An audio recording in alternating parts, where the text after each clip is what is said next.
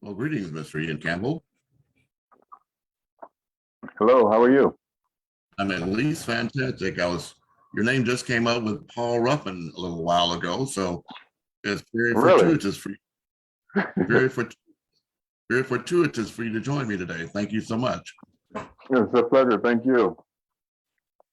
I don't believe we've formally met, but I do look forward to connecting with you. Excuse me. Me too. Yeah, I've been charged with the task of uplifting our people throughout the world. I do want to connect with you because, of course, the work you're doing is important to the rest of the world. Just I'm providing this opportunity for Yewande to reach the world, invite you to we can share what you're doing with the rest of the world as well. Thank you, I appreciate the opportunity. Looking forward to learning. Where are you located? I'm physically in Los Angeles, California. Okay. I'm over in the DC metro area. Yeah, and, Charles Sharp is someone else in that area you may be aware of, Charles D. Sharp. But yeah, I'm very much aware of your activities and look forward to finding ways we can connect. I appreciate it, thank you. Certainly. And please don't find this as a disrespect. When I scheduled the call yesterday, I wasn't prepared for everything that was going to happen. My 11-month-old, I just put him to sleep upstairs, and I have my in-laws that's going to be arriving this evening. So I am preparing dinner for us to arrive. So at your convenience, sir, in the future, whenever's convenient. So I'm with multi.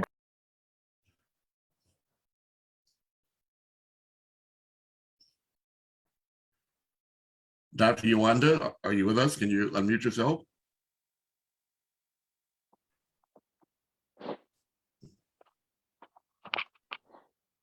Hello, everyone. Greetings. How are you today? Fine, thank you. How's everybody? Happy Black History Month. Happy UK Black History Month. Because we're going to do this again in February for the US Black History Month. Oh, we're looking forward to it. Yes, thank you so much. I've already begun live streaming, but of course, I won't begin recording until you let me know. So the ball's in your court, Doctor. Okay, sir.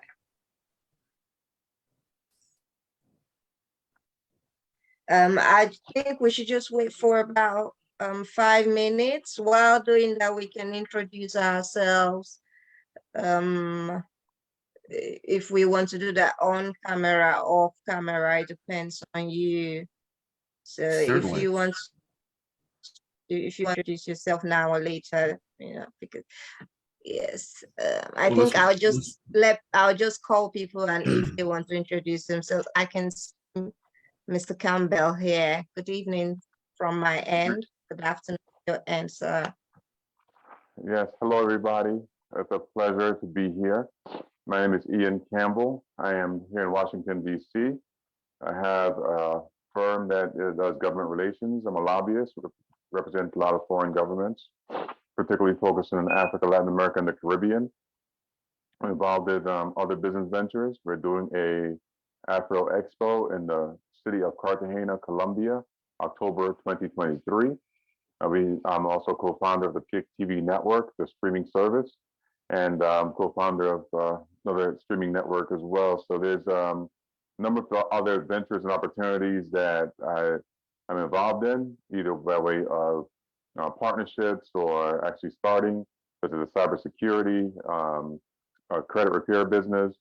So entrepreneurship is the key, and we'd like to share those with people, get them in business, register their companies, advise them, consult, and do the same thing with governments as far as their government relationship with the United States and their entrepreneur business relationship with U.S. companies as well.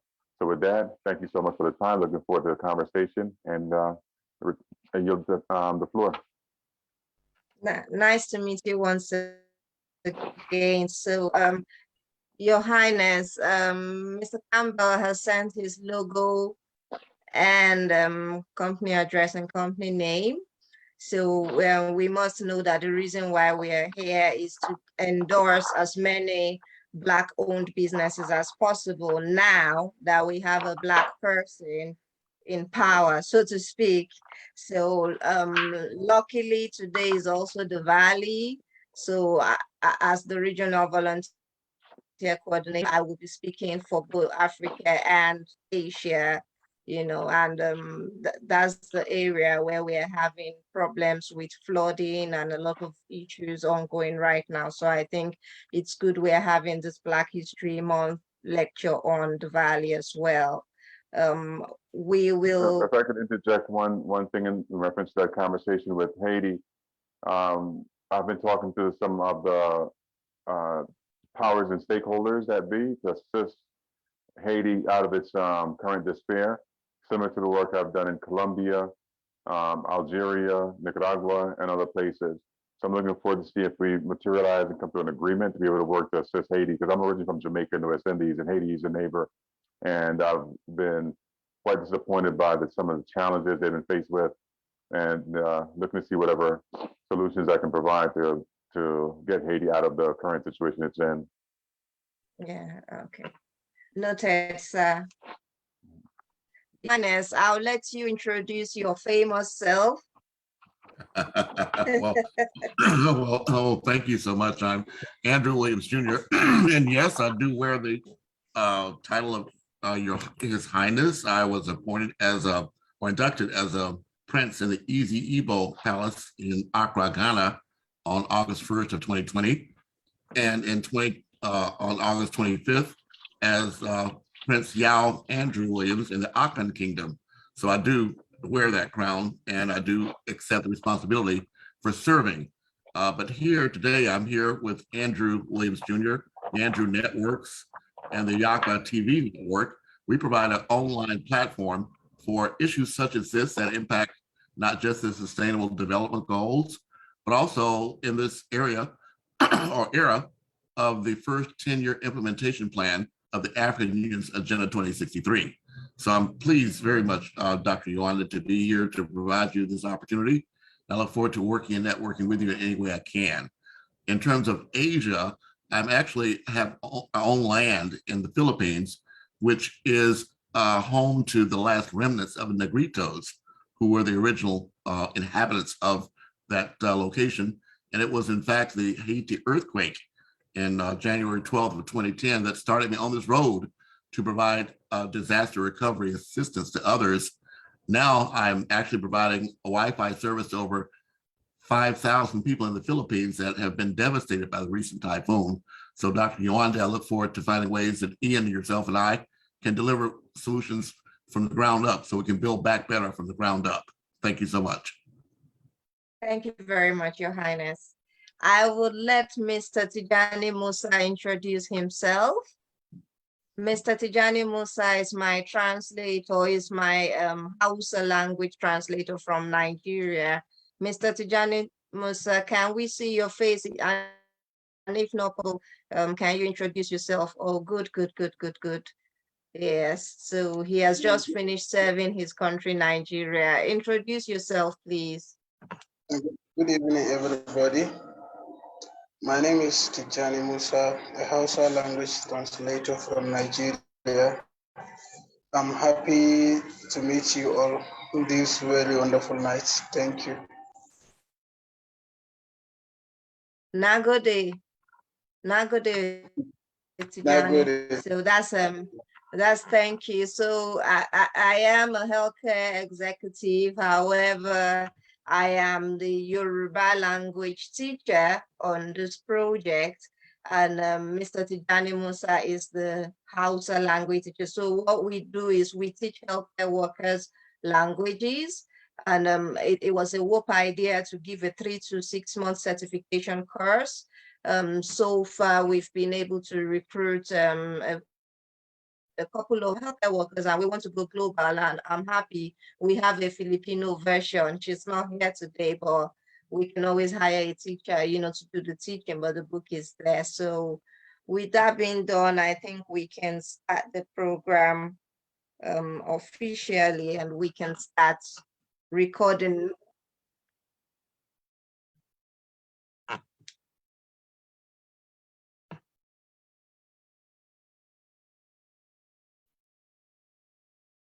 So, hello everyone, and happy United Kingdom Black History Month. Luckily, we're also having our UK Diwali, the Global Diwali, the Indian Diwali Festival today. As the Regional Volunteer Coordinator, Special Monitoring Mission, International Human Rights Commission, United Kingdom of Great Britain and Northern Ireland, I must remember my roots that I am Nigerian, and I hope it will remain so. However, I am happy to carry any country flag as long as I'm paid for doing it. So, so Nigeria comes first for me. So if there's flooding in Nigeria, just know that my mind is, going to be all out with them. So today, Tijani Musa is going to be doing the opening prayer. And because we are all English here, okay, we're all English here, I would have loved him to do his prayer in his local language so we can appreciate, diversity, but we don't want somebody praying and we don't appreciate what he's saying. But I think he can do an Arabic prayer because our climate change article has just been released as an English and Arabic. So Tijani Musa, can you please give us the opening prayer in Arabic or Hausa, whichever you're comfortable with? Okay. Ubangiji muna roƙonka yadda muka fara wannan program lafiya, Allah ka taimake mu a gama shi lafiya, sannan ka ba mu sa'a a rayuwarmu gaba ɗaya, sannan ka albarkace mu. Thank you, Mr. Tijani. Can you please give us the English translation of your prayer?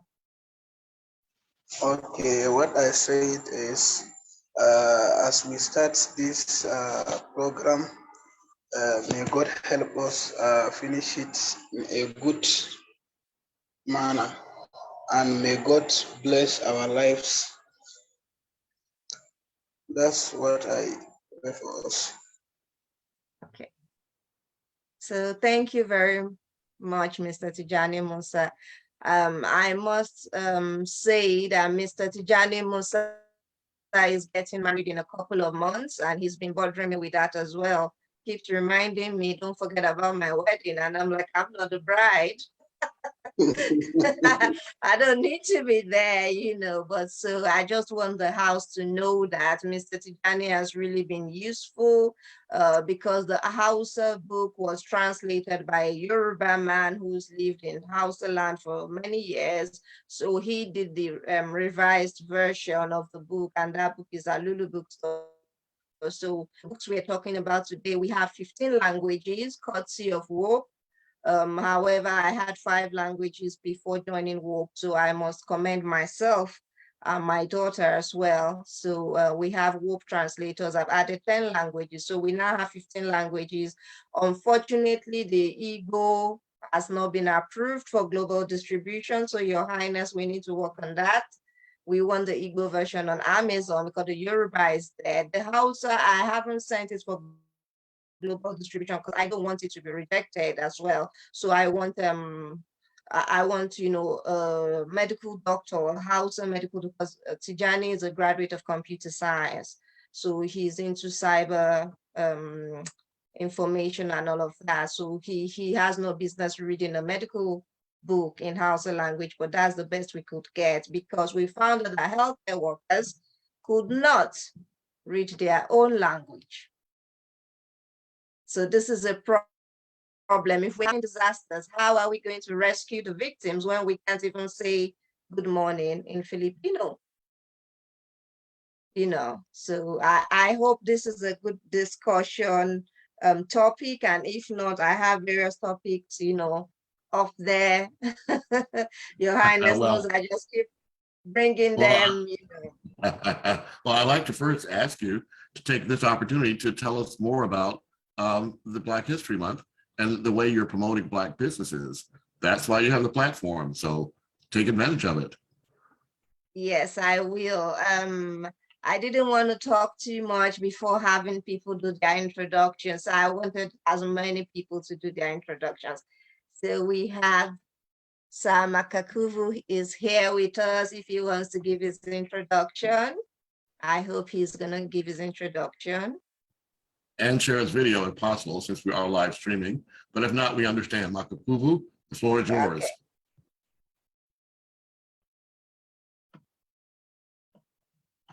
Okay. If you can hear us, Makapuvu, and unmute yourself.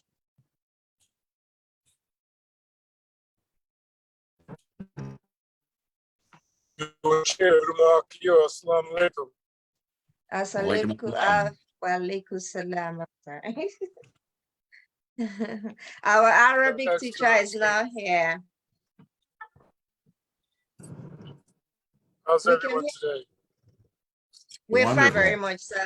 Thank you for joining us. Oh, great. We can see him and we can hear him. You're welcome, sir. So I do not want to waste our time. This program is being recorded. So for people who are unable to start with us, they will be watching the recording. Today is 24th of October 2022 here in the United Kingdom. We're celebrating the UK Black History Month as well as the Diwali. Here in Leicester, where IHRC is registered, IHRC UK is registered, and Leicester is called the City of Blacks and Asians. Leicester is also important because in 2016, Leicester City won the football, and Leicester is also where King Richard III was found. His remains was found in, the car park project. So we have a lot of famous things about Leicester, and the African Caribbean culture here is very strong in Leicester, so much so that if there's going to be a carnival, anything international, all countries represented here in Leicester. So I must appreciate the people of Leicester. Leicester is my home, second home. So if we have Black people traveling abroad, we want them to know that they're going to a place that is safe for them. And that's why International Human Rights Commission is there. And that's why we're having this meeting. This meeting is about A to Z of Black illnesses because we want to improve the lives of Black community at home and abroad, because we cannot just live in isolation and call ourselves African diaspora, African American. Yes, but we want to go home, and we don't want to be seen as outcasts when we go home. So UK Black History Month is all about recognizing the hard work. When they say hard work, I think that's even as because with the Windrush and all the testimonials we've had, it's known that the Black people are one of the races that run this country. We also saw that during the Queen's funeral as well, and I'm happy during the Queen's funeral I represented International Human Rights Commission. We had our own service of songs, we had farewell messages, and that got me the recognition.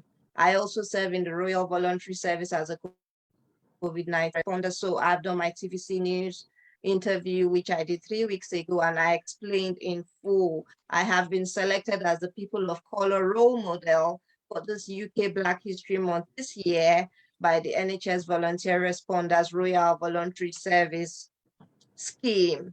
This is going to improve the number of Black people in healthcare. Hopefully, that is our dream. So the theme for the UK Black History Month is improving Black health lifestyle. Why do we need to improve the lifestyle of Black people? Because in America, for example, Black people are one of the races that suffer more from asthma and sometimes diabetic. So asthma and diabetes are conditions that globally Black people have continued to suffer from. And the reason is that there is not enough healthcare service. Yes, health is free in the United Kingdom, but Black people are making use of it because yes, the healthcare workers are Black, but the management, are not Black.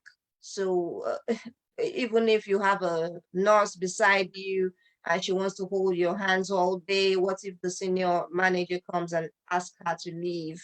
Or you want to speak Nigerian language to a patient and the manager, sends you home, or you lose your job because you were speaking Nigerian language to a patient when you are not a certified language translator, and you know that this patient has been waiting for 24 hours, waiting for a translator. I mean, this is somebody that is just from your hometown. You could just tell them this is what she wants. She wants to eat, eba, she wants fufu, she wants this, but you can't do that because you are not certified. And if anything goes wrong, you will be the first person to be, used as scapegoat. So that was why WHOPE and IHRC merged, and we found that we are, after Highway 41 south. And objectives, and that's why the WHOPE IHRC collaboration has brought about these languages, multiple language proficiency for healthcare workers, because if our healthcare workers can speak the language of the patients, irrespective of, nationality, that means we will have more non-English speaking patients looked after. I mean, if you want to tell a patient to use their medication after food, and the patients during admission, all you were offering was pork sausages without considering the religion. For example, you gave him pork sausages and you want him to use his medication.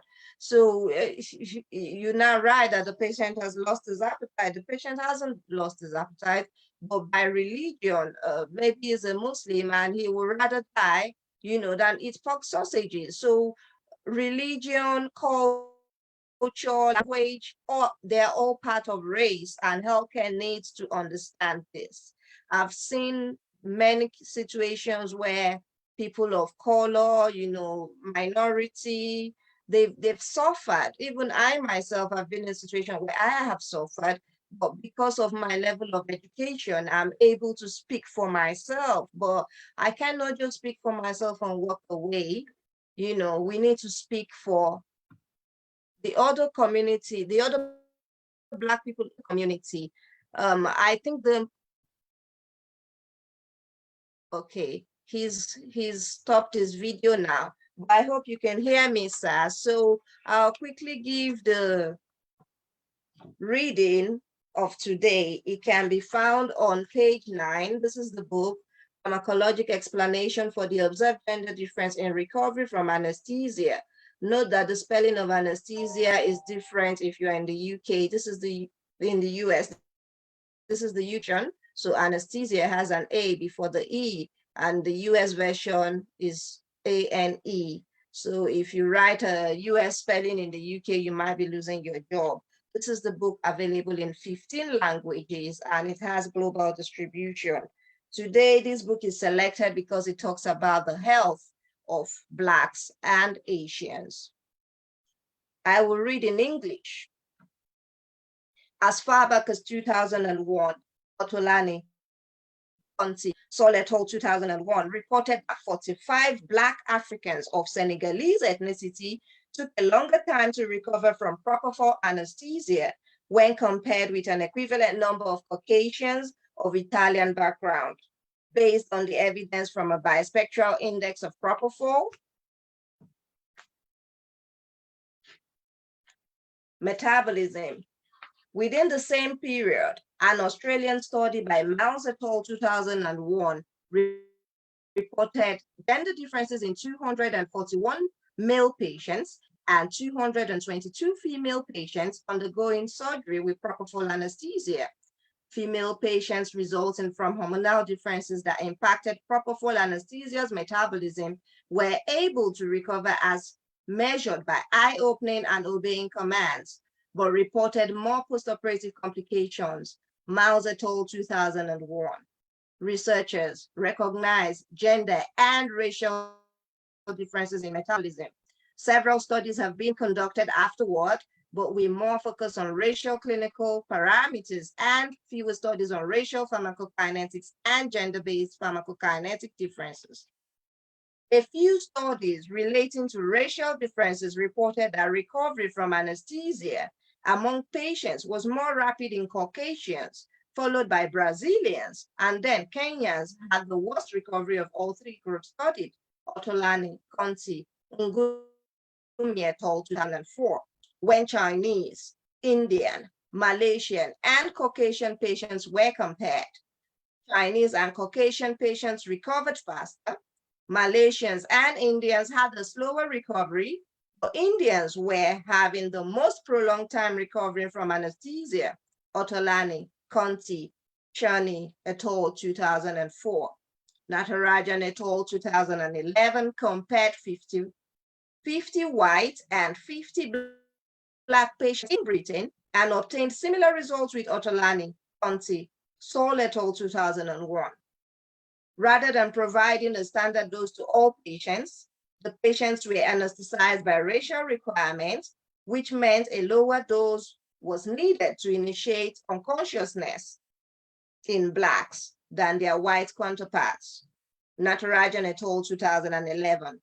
In the US, a comparison of 15 Black and 28 white patients revealed differences among both groups with respect to their overall surgical experiences. Dos Santo McKee et al. 2020. However, when postoperative pain among 585 patients was analyzed by age and gender, there was no clinically significant difference, despite younger adults reporting increased pain scores. Kanan et al. 2021. Puri et al. 2011 studied propofol pharmacokinetics in Indian patients, and the results were 5,500 nanogram per ml at 2 minutes and 0 nanogram per ml at 24 hours after induction of anesthesia for surgical procedures lasting 2 hours or less. It is not fully understood whether racial differences exist regarding the pharmacokinetics of the anesthetic studied. However, the critical fact is that a gender difference is widely reported across all ethnic groups so far studied, as supported by female patients having more postoperative complications with anesthesia. More recently, pain sensitivity was observed among healthy females, 30 Chinese and 30 Indians, with female Indian participants exhibiting an increased sensitivity to pain than their Chinese co-participants, Ng 2019.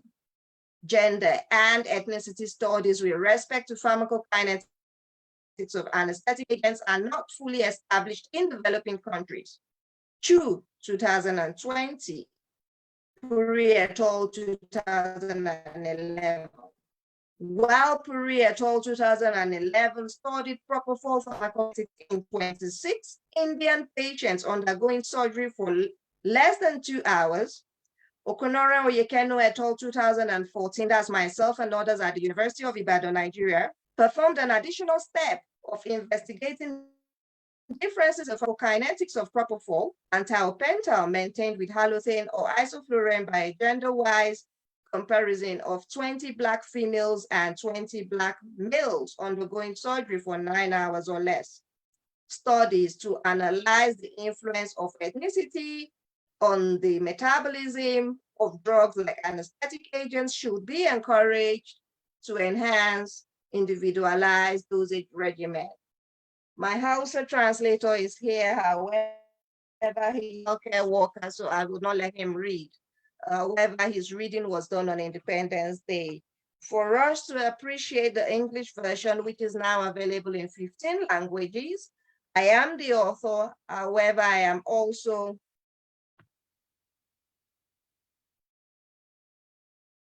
the Yoruba teacher. So to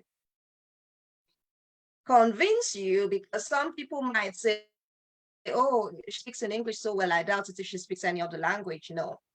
So I will just read only one paragraph in Yoruba. Orí kìíní, ìyàtọ̀ láàárín akọ tàbí akọ pẹ̀lú ìyàtọ̀ nínú àwọ̀ ara lórí ìmúláradá ìwòsàn lẹ́yìn oògùn apanilórun fún iṣẹ́ abẹ ní ọdún 2001, Otolani, Conti, Sol et al. 2001 sọ pé àwọn ọmọ Áfíríkà 15 aláwọ̀ dúdú ti orílẹ̀-èdè Senegal gba àkókò kí wọ́n tó jípadà lẹ́yìn oògùn akọ́nilọ́rùn propofol fún iṣẹ́ abẹ. Ṣùgbọ́n àwọn aláwọ̀ funfun 15 láti orílẹ̀-èdè Italy tí wọ́n kópa nínú ìwádìí yìí ṣáájú àwọn aláwọ̀ dúdú jípadà lẹ́yìn iṣẹ́ abẹ pẹ̀lú propofol. Ọ̀tọ̀lani, Conti, Soleto 2001 ló sọ bẹ́ẹ̀. Ní àkókò yìí kan náà ni àwọn oníwádìí Miles et al. 2001 ṣe ìwádìí ní orílẹ̀-èdè Australia lórí ìyàtọ̀ láàárín ọkùnrin àti obìnrin nínú ìmúdá tàbí ìwòsàn lẹ́yìn oògùn akọ́nilọ́rùn fún iṣẹ́ abẹ. Ìwádìí orílẹ̀-èdè Australia yìí ṣe àkíyèsí pé àwọn obìnrin máa ń ṣáájú àwọn ọkùnrin jípadà lẹ́yìn iṣẹ́ abẹ, nígbà tí àwọn oníwádìí ṣe àyẹ̀wò láàárín ọkùnrin 41 ìyẹn 241 àti obìnrin 22 ìyẹn 222. Àwọn oníwádìí yìí jẹ́ kí a mọ̀ pé àwọn aláìsàn ṣe la ojú wọn lẹ́yìn iṣẹ́ abẹ. Èyí ló jẹ́ kí n mọ̀ pé àwọn obìnrin máa ń tètè jí lẹ́yìn iṣẹ́ abẹ, ṣùgbọ́n wọ́n ṣe àkíyèsí pé àwọn obìnrin máa ń ṣe àfìsùn ẹ̀yìn ríro, orí fífọ́, èébì ju àwọn ọkùnrin lọ. Miles et al. 2001 ló sọ bẹ́ẹ̀. So, excuse me, that was Yoruba language. The Yoruba language is very important because, as we know it, many African Americans are now doing genetic testing and having 99% match, with the Yoruba tribe from Nigeria. So the Yoruba is the language of choice to teach African Americans who want to return home, or Pidgin English. I will not murder the language. However, this is the French. I'm a French language beginner. Explication pharmacologique de la différence des journées observées dans la récupération, l'anesthésie. I would not murder the language. I think I've done bad enough. I'm from Southern California chapter, and this is Spanish. I will not try to murder the language so I don't get kicked out of Southern California. So, and this is, of course, the Brazilian Portuguese. We can see Venus Health behind it and her logo. She's the English teacher. So this gives me, she's a pharmacist from Nigeria. She's the English teacher. And when she does the English reading, that gives me time to concentrate on the Yoruba, because the Yoruba is on Amazon because I did it myself. And I'm a healthcare worker. And I only gave a graduate of Yoruba language to just, make sure there were no grammatical errors. So His Highness Andrew Williams has left us now for some time. So I am the host. And that is just our language section for International Human Rights Commission. And I am happy that the translators are from the World Humanitarian Organization for Peace and Equity. So the National Human Rights Commission, we bring the problems, we do the writing, and our WHOPE translators, do the translation. However, my translators are complaining that I am not getting clients for them because I am the author. They believe I should be promoting their language. However, if I am unable to read Brazilian Portuguese, how am I going to sell your book? So we need people that can support healthcare workers who can read these languages, to support translators. And we want the book not just being on Amazon, but we want it to get to the hands of healthcare workers that need the book. I would throw the floor open for questions before I continue. So Sam Akakuvu, you first, if you have comments to make regarding healthcare workers and science students learning languages to improve performance in the healthcare system. Yes, thank you, Your Excellency. You spoke earlier about the mission of the Human Rights Commission. And I have a question from a individual standpoint. do you address individual circumstances or collective circumstances of human rights violations, or both? The answer to that is both, sir. I assumed office August 24th. That's exactly 2 months today. And I have received about 8 human rights cases. Some are from, about 5 of them are individuals who feel they're not being treated properly. Maybe the council or county has neglected their provision of their needs, or they're evicted and they have to wait for housing, and the housing they've gotten is not suitable for disability. We've had various cases, and unfortunately, these cases are all from the Black community. So that's why we really spend the whole month to make sure that we really cover this situation. So as many organizations that can support us with human rights for individuals, so that, for example, one of my human rights cases is from a Kenya in diaspora. So even if she's not getting support from the British government, probably we can, go back to Kenya and, ask for support, because for me, I can only give as much as I can, but we cannot force the British government, for example, to give you a 5-bedroom because that's what you need. And if they can only give you a 2-bedroom, that's what they have. So if you feel you're being abused, or because the room they gave you is not going to take all of your, I don't know how to, all I have to say is, why don't you take the house first? Then you can send pictures that the house is too small. So we have cases like that. And we have cases from governments. For example, Nigerian students were at home for over 6 months, close to a year.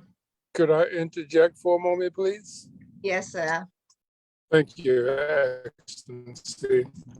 The reason why I asked that question is because I have a referral for you in the UK, who a woman, I believe she's from Nigeria, she and her husband and the children. But in any event, she's in the UK. She contacted me day before yesterday, and she's under attack by her neighbors who are themselves immigrants and people of color from Jamaica, who are harassing her, threatening her, and she has a healthcare disability, and she reached out to me for assistance. So I referred her to one of my people who have the same disability, who has been interpreting the disability diametrically opposed to the healthcare interpretation of what the disability is. But in any event, I'd like to refer her to you. So I will send you her contact information and the message she sent me, so you can be aware of what is going on and hopefully reach out to her. Yes, thank you very much, sir. I really appreciate that. I must commend the volunteers here in United Kingdom, because we're all volunteers, and we need to know where she's actually located, because we've got England, Scotland, Northern Ireland, and Wales. So depends on where she is located, we can have a volunteer go visit her, So that's why we're having this meeting, and I'm happy, this case has come up so that we can continue to look after the Black community. Thank you, sir. Sir Campbell, over to you, sir.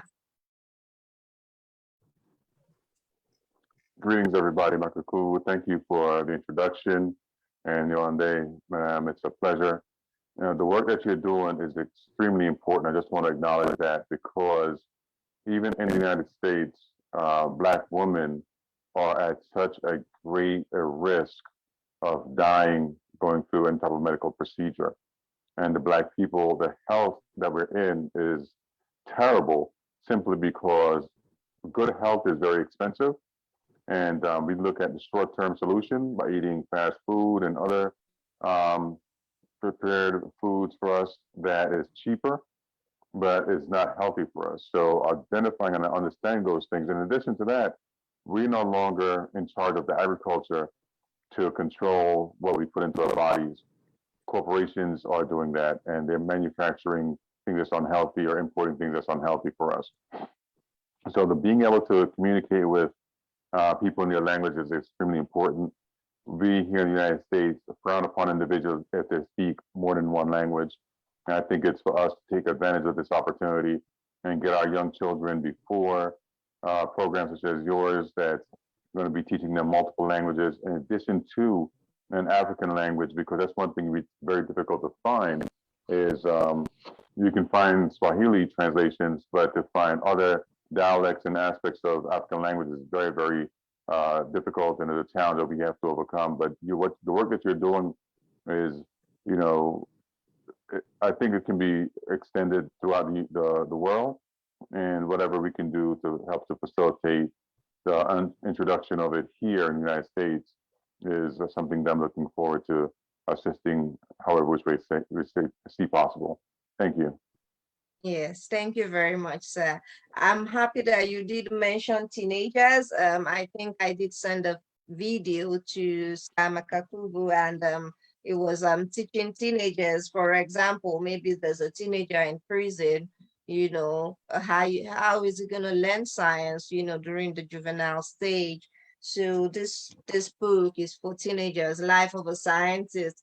The teenagers are, you know, they're Black, for example, and all they're hearing is the name white scientists. So this is me, an African female scientist, neuroscientist, you know. So everything they need to know about science is here, how to become a scientist. So this is my interview with teenagers. So like, I'm a celebrity, get me out of here. Welcome Trust sponsored it and did I'm a scientist, get me out of here. So we had to answer teenagers' questions, and that Life of a Scientist is now coming out as a science fiction movie. I did start it as a magazine.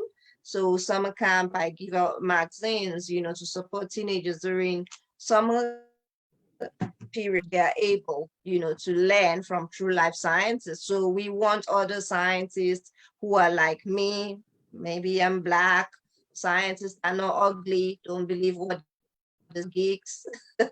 So I might be a geek, but I believe I'm pretty. So we want scientists. If you're handsome, if you're pretty, what is a model? So I'm happy I was selected as the people of color role model. This is my first major, you know, commercial modeling contract I've gotten, and I'm happy, you know, it's with the government hospital. I also have a project I'm doing with I did get something from the NIH, is a picture of a white albino who was using nitisinone, and after some time his eyes improved. So we want to see if we test that drug in albinos of Black descent, maybe it's going to improve their eyesight. So I have 50 teenagers right now, and I don't know how to handle them, because from my own support, I signed collaboration with a school here in England, Molly College London. I signed 44 teenagers, but my teenagers are not coming to work because they want a place where they can go to, you know, and call office. They don't want to work online.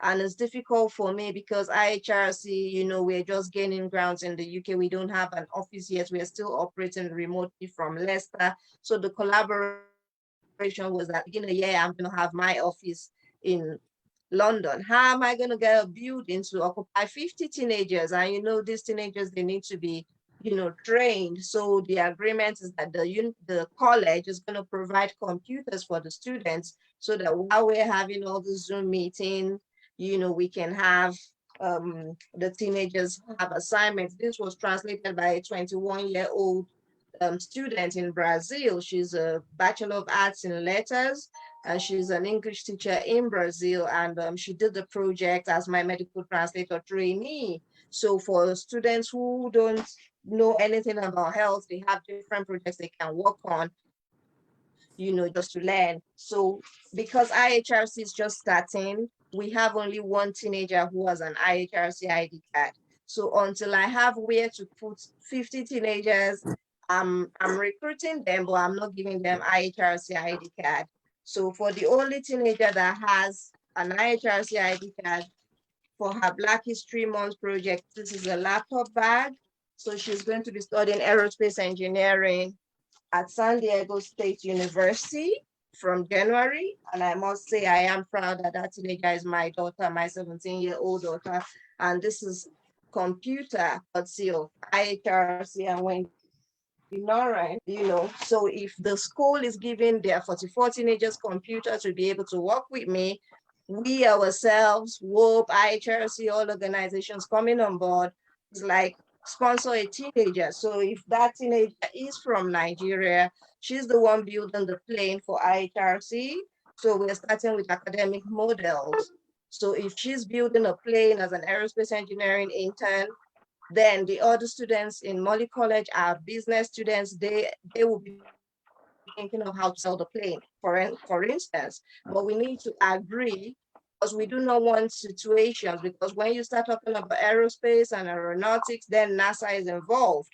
So I have one leg in the US and one leg in the UK. So for me, I can, liaise between both countries and say, look, I have a teenager from America building a plane and teenagers in London are going to sell it. Do you agree, or do we have to get teenagers from each country? I mean, how many aerospace engineering teenagers do we have? So we have a teenager that has just joined us last week. Thank you, Sam Akakuvu. So that teenager has come from Princess Alade Goroye. He's into coding and is going to be working with my daughter, on technology while she works on engineering. However, we want to prepare, for them. That's where we are endorsing organizations and see where we can send them, because obviously I do not have enough space to absorb these teenagers. I do not want to stay too long in this meeting because I did let people know that it will be recorded, and given the short notice, I must say, Sir Campbell, I'm happy you're here. Sam Akuvu, I'm happy you're here. So we would not waste too much time. I will I have let one you question. give your yes, I will let you give your remarks and questions here if you have. Yeah, I do a lot with initiatives such as what you're working on. And one of the things I find is you can get corporate sponsorships and partners. You have HP as a laptop, you're talking about NASA, you're doing medical, so there's pharmaceutical companies, there's medical research companies. If you put together, like get these teenagers together and say, okay, we're going to research these companies, put together the address and email and put together an introduction letter and reach out, teach them how to write so they can learn a skill of how to get grants and how to get funded. And then that will be to help bring resources into the program so you can get right to the mayor, so you can get a use of a building and sit somewhere in City Hall or an office, or right to corporations that may give you a desk and space to use in a conference room. So there's a lot of ways to go about getting these resources, but it takes some manpower. And if you have access to some teenagers that you can teach them a skill, that way they can practice what it is that they're looking to do, but first teaching them how they can actually gain that knowledge to be able to get research dollars and get facilities and get things donated to them. And it's a benefit to the corporation because it's a public service good that they're doing, and it may also be a huge tax write-off for them. Yes, so thank you so much. One thing that we've done so far is that I did get a publication. I think it's the newsletter for the Association for Women in Science San Diego chapter, because Wendy Noren is actually registered in Los Angeles County at my San Diego office before COVID happened, and I've been locked here since COVID started. I've been in the UK responding, so I need to, put one or two things back together to get my San Diego office running back. So Association for Women in Science, I think I will send you that newsletter. I actually published it, that I will be signing on 44 teenagers. However, the teenagers in health are lucky because me being the people of color role model for the NHS means that the NHS volunteer responder has agreed to collaborate with me. So I will be supplying them with volunteers. So I can start with that and say, okay, for all teenagers who are in health, would you like to work in the hospital? Or maybe as a COVID-19 responder or a steward, just something around healthcare. You have somewhere to go, you even get a uniform, you get a volunteer's uniform, you get your transport paid for. So that way I'm also, getting famous for helping teenagers. And before you know it, all teenagers want to come. But I do not want it to be, because these teenagers are 16 to 19. And let's remember that some of them might have come from regions where there is war. And if they are now in the UK, they might not be able to speak in English, so to speak, to work in a hospital environment, if you understand what I mean. So what I'm trying to do is to convert those teenagers to language translators so that they're still working in healthcare, but they're speaking their language, and patients from non-English speaking community can also benefit. So I want to make sure that my package is complete, before they start. So right now they are busy, with other organizations, but they are signed on, and I'm trying my best to see that by the end of this Black History Month, celebration, I have somewhere for them. So that's the reason why we are taking logos, and company addresses. The students are ready to work even internationally. I have some collaboration now with the Brazilian Ministry of Health, because when Gabriela is 21, and when she translated it, and the people in the Ministry of Health in Brazil said, no, nothing bad comes out of Brazil. So they had to, proofread it for her, and that book is on Amazon. It's on Amazon Brazil, Amazon UK, Amazon US, and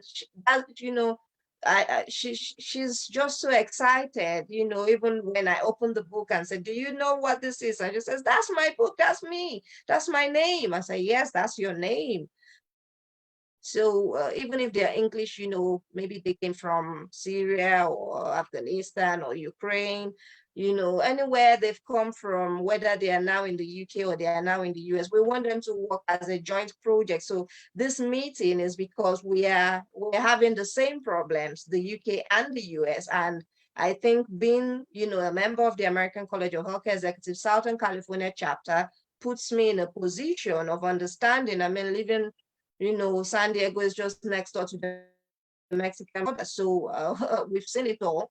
And we do understand what it can mean for a teenager who cannot speak in English, trying to get work experience. So I'm just preparing myself, because I do not know the statistics, but I just want to prepare myself that half of these 44 teenagers cannot speak in English. So that would, give us the opportunity. For example, if somebody is from a Windrush generation, we know where to place them. We want to match these teenagers to people that are from, their color, so to speak. It's easy for them. I can mentor a Nigerian easily. I mean, I produced an aerospace engineering intern, which is my daughter. So that's why all these teenagers are coming now. I mean, if you've done this with your daughter, maybe you can do better with my daughter. And I'm like, no, there's a book we're trying to promote now, My Mother, My Teacher.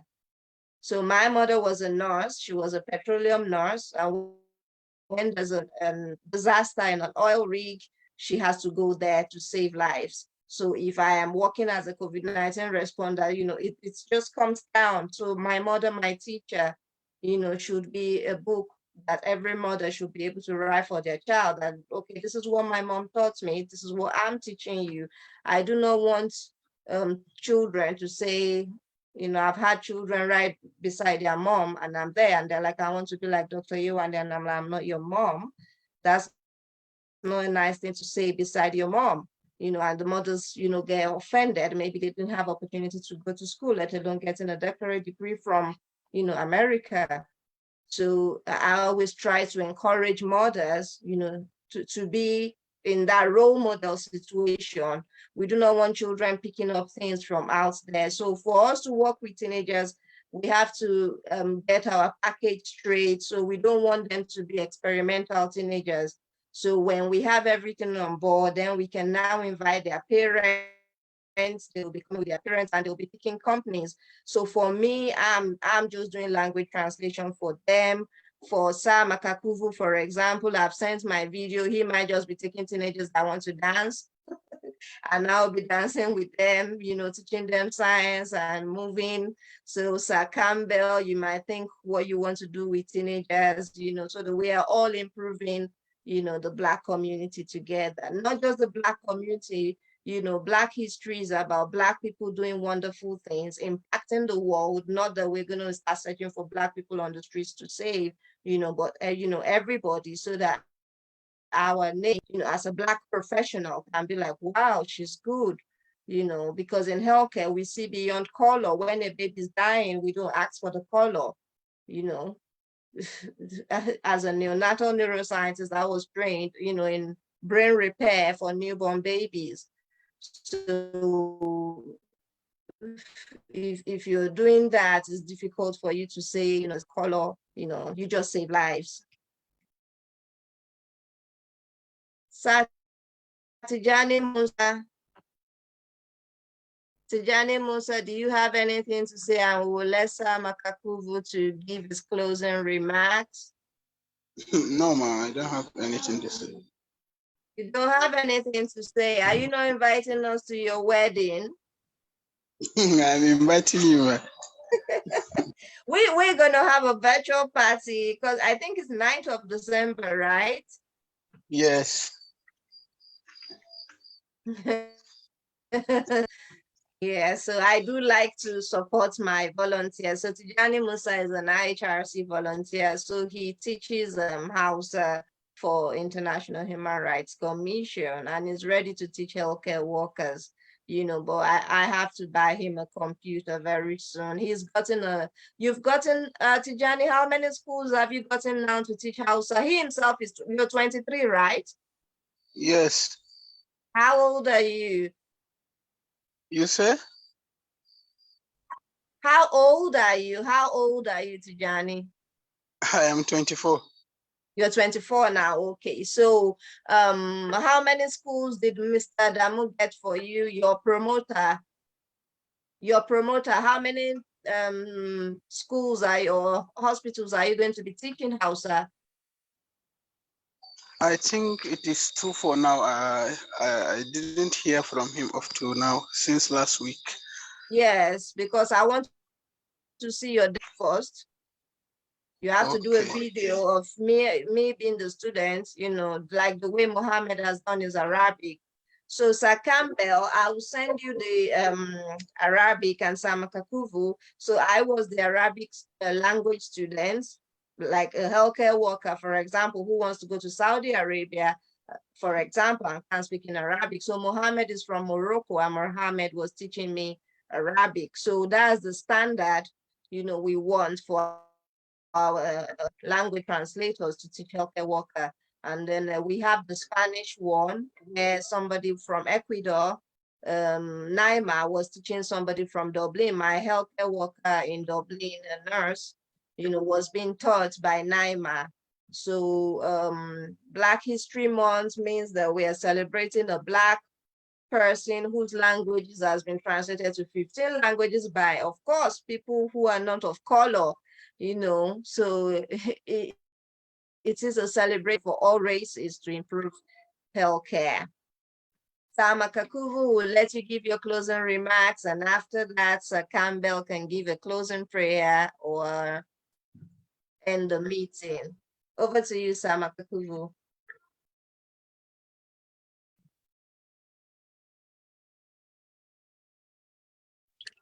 Did you say something to me? Yeah, if you want to give your closing remarks, because what's his name now? San Nakim was supposed to be here, so I'm getting a statement from him for his UK Black History Month one-page statement for UK and US Black community.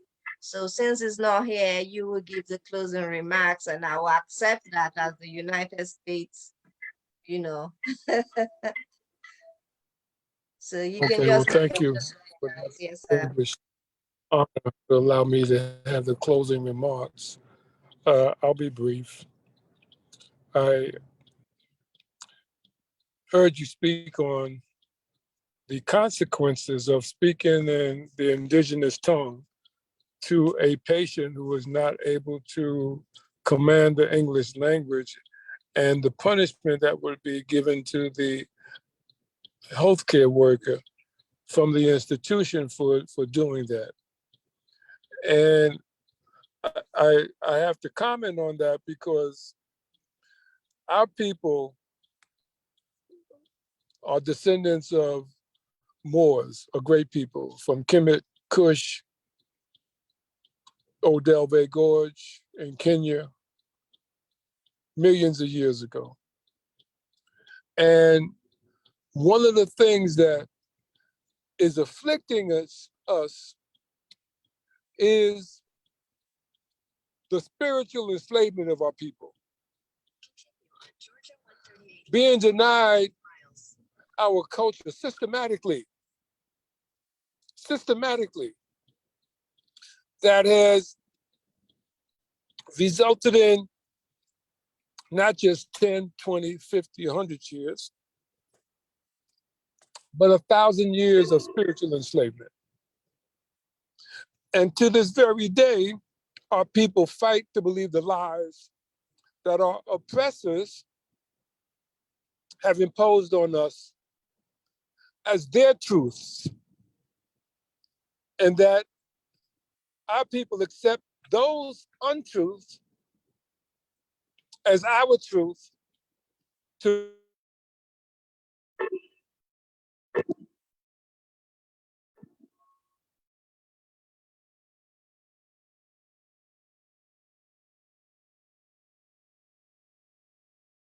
or not.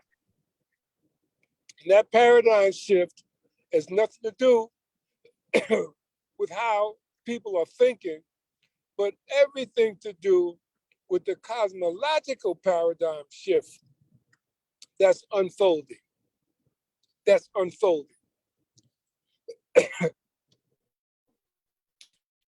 So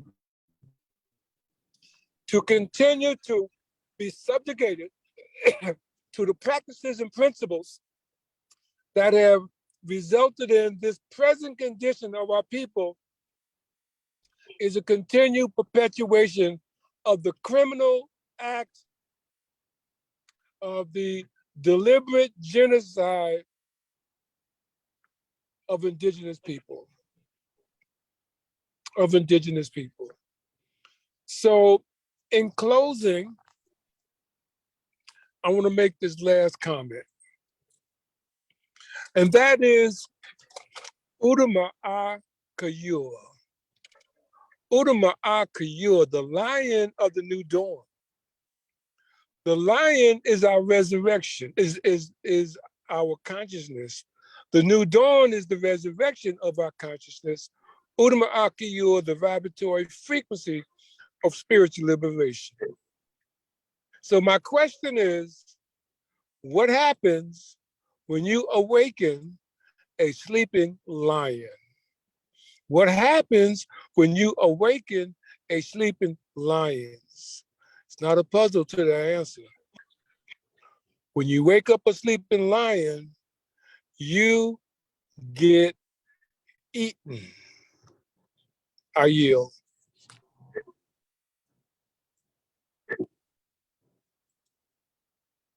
Thank you very much, sir. We're so happy to have you on the team. And I'm happy that your endorsement is the one on the back for the publication A to Z of Black-owned businesses. So we are all going to be working together, and His Royal Highness has left us now. Andrew Williams Jr. is working with me. So he's working on a multi-year program. So he's working on Filipino disaster. Tijani here, I'm happy, is from Nigeria, and with all the situation. So we are all going to work together. Sambel, we're so happy I'm not sure. I think I've met you once in a WHOPE meeting. I think so. But I'm happy to have you here again. So we're all going to work together. We're going to work together, the US, the UK, Nigeria, Asia, all over the world. And I'm happy that IHRC is everywhere. So while we are trying to impact the world, the best way to do that is recruitment. When we have more volunteers, our impact, will be felt more. And it's not volunteering by maybe having an IHRC ID card. No, I work with consultants for the United Kingdom to be where it is today. For the UK branch, I have about 10 consultants. I have them from Brazil, Morocco, Sudan, Nigeria, Sri Lanka. Guyana is from Sri Lanka. So when two Nigerians came here to my border, a Nigerian claimed to be trafficked, used for kidney transplant. Trafficking, and the other says no. So two Nigerians came from Nigeria, brought themselves to the UK, and it happens that I am Nigerian. Because of conflict of interest, I had to step aside. So Guyana from Sri Lanka, solved that case. We call it human rights case 2. We have human rights case 3, where Nigerian governments rejected scholarship application, from Nigerian child whose father died while serving the government, but she can't go to school, and her scholarship was rejected. So we have various cases that we have to step in. So we decided to go global, not just represent people living in the UK, but various countries, as long as we are able to solve their problems. I'll let Campbell give a closing prayer or closing word, whatever he wants to say. Let's hear from you, sir, and I will be able to close this meeting.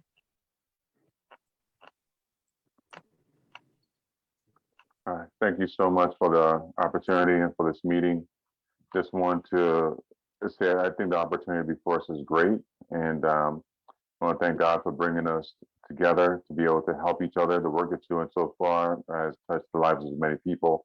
We're looking to continuing to tap into our power, reach out into our networks, and help more of the people that we come in contact with or make available, so that we can help a lot more in the future. So with that being said, I pray that everyone have traveling mercies on their goings and comings. Bless you for your efforts and activities, and thank you so much for having the insight to be able to manifest this vision. Thank you. Thank you, everyone. Gracias. And I must say, over everybody. Odabo in Yoruba. Bye in English. Tijani. Bye. What's bye in Hausa? Just say Anjuma. Sanjuma. Yes, Sanjuma. Bye, everyone.